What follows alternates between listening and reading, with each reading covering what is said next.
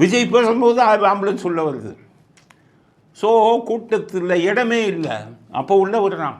போறீங்களா சார்? போயிடுங்க.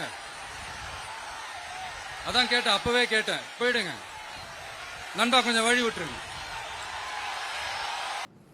எடப்பாடிக்கு ஒன்று விட்ட மாதிரி வரிசையாக வருது. அப்போ விஜய் பேசும்போது கரண்ட்டை கட் ஆகுது. அவள் கரண்ட்டை கட் பண்ணது யார்? விஜய் பேசும்போது. ஆம்புலன்ஸ் எல்லாம் அடித்து நொறுக்கியது யார்?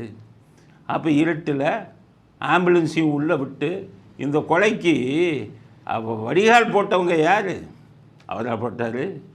இவர் பாவம் நிர்மல்குமார் போட்டாரா இந்த கொலைக்கு? அவராக போய் இதெல்லாம் ஆம்புலன்ஸை உள்ளே விட்டது அவர் தானா? கொலைக்கு அடித்தளம் போட்டது அவர் தானா? கரண்ட்டை கட் பண்ணது நிர்மல்குமாரும் புசி ஆனந்துமா? இவ்வளவு கேவலமான அரசியலை செய்து கொண்டிருக்கிறார் ஸ்டாலின். தமிழ்நாட்டு மக்கள் நல்லா புரிஞ்சுக்காங்க, மாட்டிட்டாங்க. சமாதி கட்டணும். இவர்களுக்கு டெபாசிட்டி 234 தொகுதியிலையும் போடணும். அப்போ தான் இதுலேயும் வெக்கம் இல்லாமல் இந்த சத்யராஜ் போகிற மாதிரி வெக்கம் இல்லாத ஆளுங்க போய் அதுக்கு சப்போர்ட் பண்ணுறாங்க. 41 பேர் செத்ததுக்கு. உங்கள் பாவத்துக்கு சம்பளத்தை அனுபவித்து கொண்டிருக்கிறீர்கள் சத்யராஜ் போன்றவர்கள். அப்படியும் நீங்கள் திருந்தலை. 41 பேர் செத்துருக்கான். அரசியல் பேசுகிறீங்களே, இதெல்லாம் அரசியல் பேசுகிறதுக்கான நேரமாக?